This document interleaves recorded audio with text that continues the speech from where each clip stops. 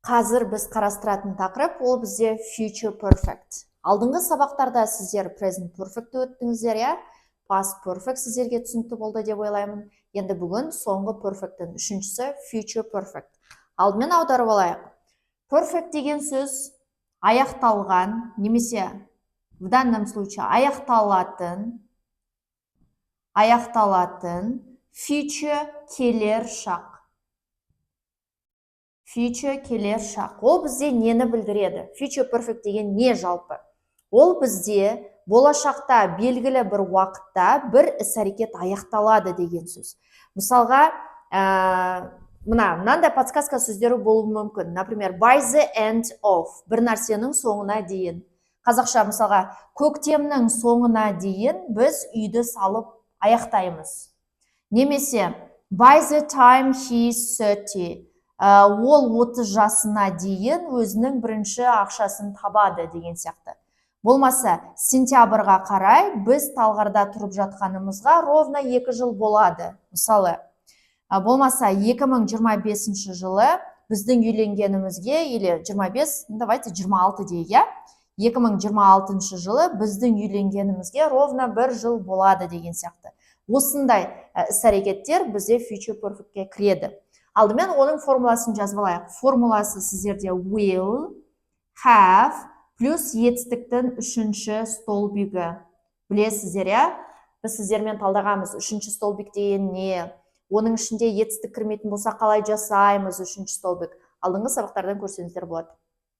Ал енді мына сөйлемдерді жалғастырайық. Например, by the end of summer, жаздың аяғына дейін, we will have, finish деген сөз списокта жоқ. Маған үшінші форма керек. Значит, мен не істеймін? Бұған еде жалғауын қосамын. Сонда we will have finished 5 exams. Енді сөйлемді аударамыз. Жаздың соңына дейін, значит, әлі жаз емес деген сөз, я? Жаздың соңына дейін біз аяқтаймыз 5 емтиханды.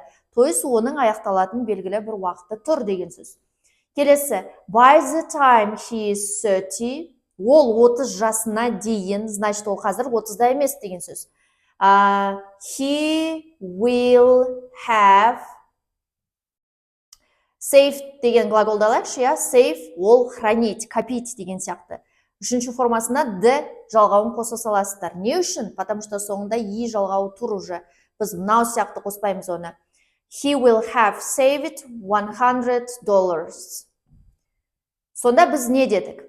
Ол өзінің 30 жасына дейін өзінің $100 копить етеді деген сөз, ақшасын жинайды деген сөз. Болмаса, by September, my parents, менің ата-аналарым, parents, will have been married. Енді қараңыздар, көп оқушылар мына жерді түсінбей қалады. Неге married, неге been деген сияқты. Сіздерде will have плюс міне мынау ең негізге етістік осы. Үшінші формасында тұр. Will have been married for 10 years. Значит, біз не дедік? Сентябрға қарай, значит, қазір сентябр деген емес деген сөз. Мысалы, я? Сентябрға қарай менің ата-аналарымның үйленгендеріне ровно 10 жыл болады. То есть 10 жыл бұрын сентябрде олар үйленді деген сөз. Міне, болашақта аяқталатын іс-әрекет. Мысалға, 2026 жылы I will have, үйрену бізде learn, үшінші формасы learned, я? I will have learned English for 1 year. Енді аударамыз. 2026 жыл әлі болған жоқ. Міне, болашақты көрсетіп тұр, я? Future'ні көрсетіп тұр. 2026-да мен үйренемін ағылшынды ровно 1 жылдай деген сөз. То есть 1 жыл болады деген сөз. Болмаса, next year, келесі жылы, значит, ол әлі болған жоқ деген сөз. Next year,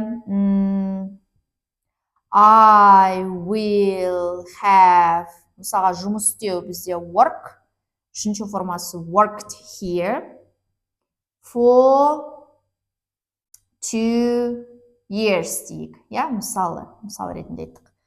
мынандай 42 years бәріне қосыла ма деп сұрақ туындауы мүмкін. Давайте сіздерге түсінікті болу үшін басқа сөйлем құрастырайын, иә?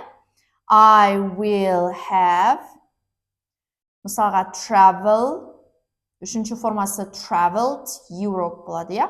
Мен мына жерде уақыт қойған жоқпын. Ойлап қалмаңыздар, барлық сөйлемге for 10 years, for 1 year қосылады екен деп, ол міндетті емес.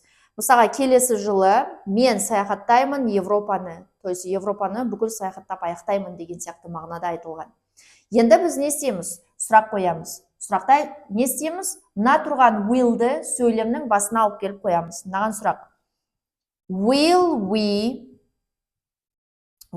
we have finished, аяқтаймыз ба? Will we have finished 5 exams? 5 емтиханды аяқтаймыз ба? Мынаны сөйлемнің соңына апарып қойсаңыздар болады. By the end of summer. Енді аударамыз сөйлемді. Не дедік? Біз аяқтаймыз ба 5 емтиханды жаздың соңына дейін? Сұрақ біз болатын болса, жауап сіздер деп айтсаңыздар болады. Yes, you will.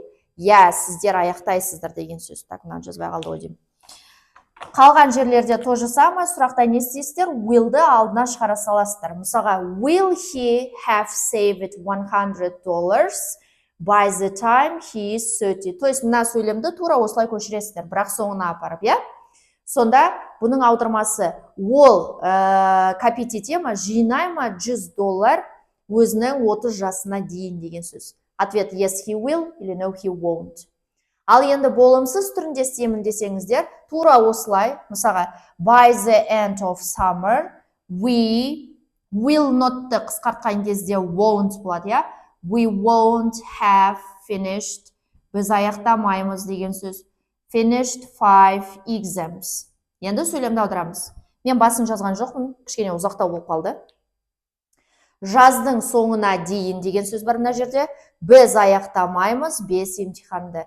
То есть болымсыз жасаймын десеңіздер, will'ға not'ты қосасыздар, won't жасайсыздар, болды. Мысалға, by the time he is 30 жасына дейін, he won't have saved $100. Ол $100 жинамайды деген сөз. Сіздерге сабақ түсінікті болды деп ойлаймын. Осымен біз perfect шақтарын аяқтаймыз, бірақ алдыда perfect continuous шақтары бар. Бірақ ол кішкене қиындау шақтар, біз оны чуть попозже өтеміз. See ya.